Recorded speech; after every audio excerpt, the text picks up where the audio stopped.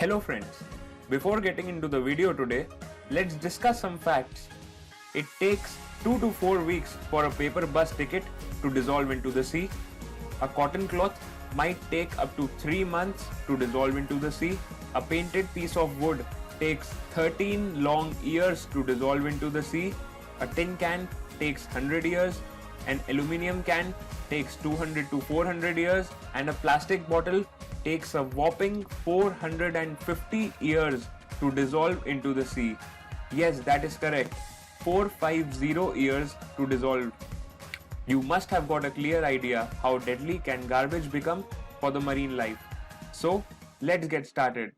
MARPOL Annex 5 is the regulation for the prevention of pollution by garbage from ships. Annex 5 entered into force on 31st of December 1988. Now what is garbage? Garbage means all kind of food waste, domestic waste, operational waste, cargo residues which are generated during the normal operation of the ship. MARPOL Annex 5 came with an objective to reduce and eliminate the amount of garbage being dumped into the sea from ships. In this video, we'll be discussing to which all ships Annex 5 applies to, special areas as per Annex 5, categories of garbage and their discharge criteria, the garbage management plan, as well as the garbage record book. So, let's get going. MARPOL Annex 5 applies to all ships. By all ships, I mean everything operating in the marine environment, including the offshore platforms, rigs, pleasure crafts, and even the yachts. Now let us look at the special areas established under Annex 5. The Mediterranean Sea, the Baltic Sea area, the Black Sea area, the Red Sea area, the Gulf area, the North Sea, the wider Caribbean region, and lastly the Antarctic area. Next, and the very important thing, are categories of garbage. As per MARPOL Annex 5, shipboard generated garbage is grouped into some categories. We'll be discussing about these categories one by one. Plastics are garbage that consist or include plastic in any form, including synthetic ropes, synthetic fishing nets, plastic garbage bag, etc. Garbage under this category is absolutely prohibited to be discharged at sea. Next category is food waste. Food waste means any spoiled or unspoiled food substances which includes fruits, vegetables, dairy products, poultry, meat products, and food scraps generated aboard ship.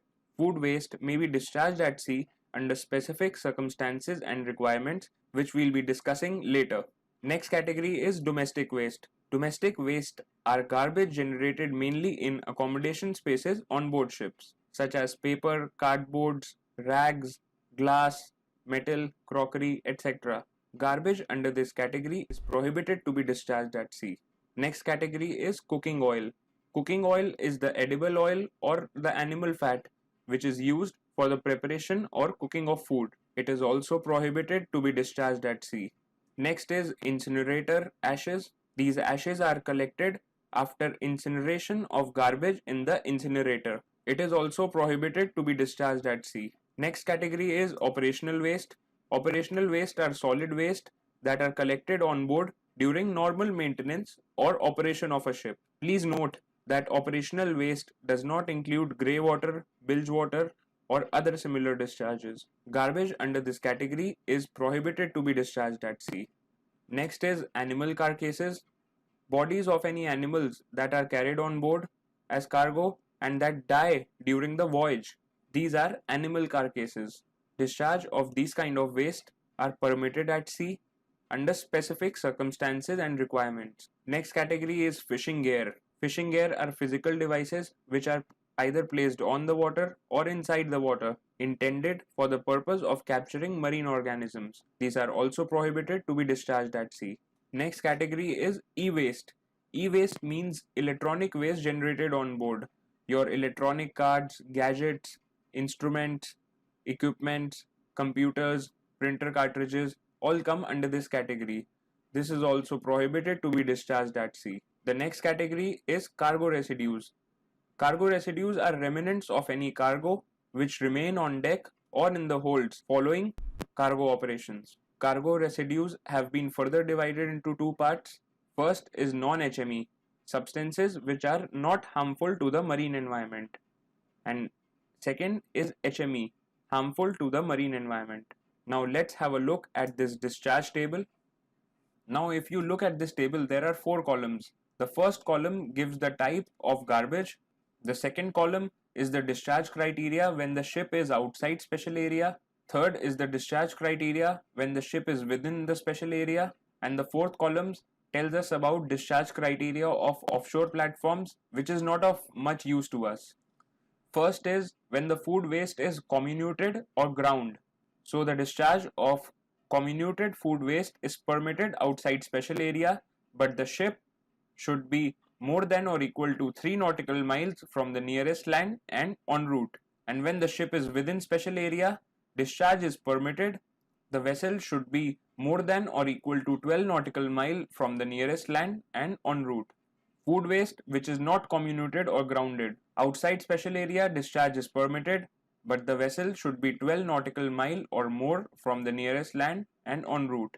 And when the vessel is within special area, discharge is prohibited. For cargo residues not contained in wash water, when the ship is outside special area, discharge is permitted, but the vessel should be 12 nautical miles or more from the nearest land and en route. These cargo residues which we are talking about here, if you see clearly, there is a star given here.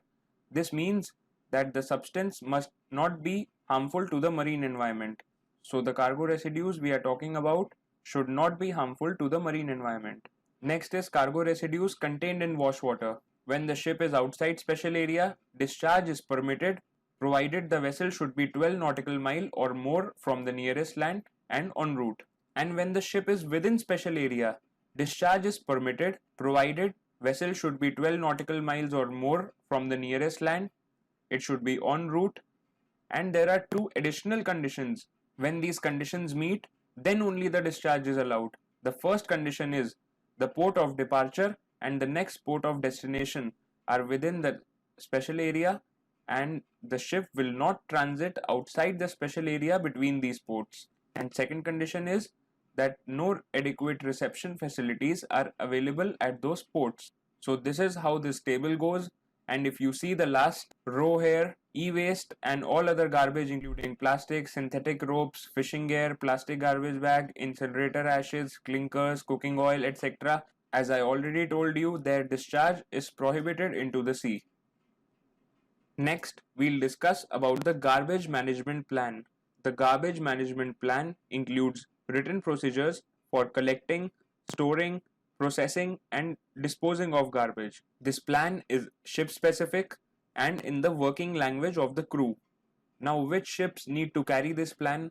All ships of 100 gross tonnage and above, and every ship which is certified to carry 15 or more persons, and every fixed or floating platform shall carry a garbage management plan. Now what's inside the garbage management plan? The garbage management plan contains the procedures on minimizing the amount of garbage generated on board, the color coding for different categories of garbage, quantity of each category of garbage that the vessel can hold, in detail the handling procedures of garbage on board, and the persons responsible for each category of garbage, the guidelines on disposal of garbage, the equipment used on board for handling the garbage, the incinerators, comminutor, and the compactor, and lastly, the designation of the person or persons in charge for implementing the garbage management plan.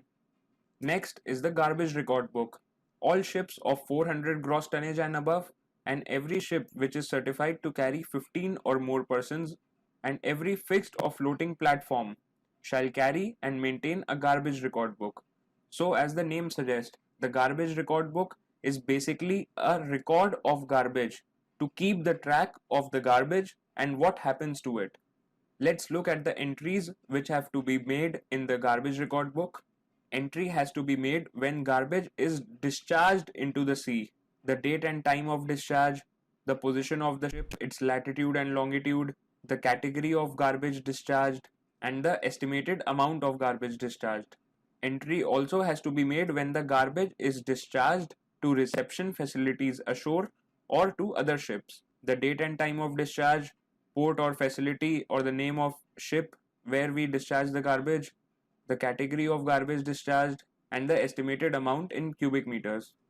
When garbage is incinerated, the date and time of start and stop of incineration, the position of start and stop, and the amount which is incinerated. Entry also has to be made when there is accidental or any other exceptional discharge of garbage, the date and time of occurrence, the position or port where it has occurred, the category of garbage which is discharged or lost, estimated amount for each category in cubic meters, and the reason and remarks for the discharge of garbage. Each of the entries have to be signed by the officer who is in charge of the operation. By this, we come to an end of this short and sweet explanation of Annex 5. Please like this video, share it if you found it useful, and do hit the subscribe button and the bell icon to never miss a new informative video from our channel.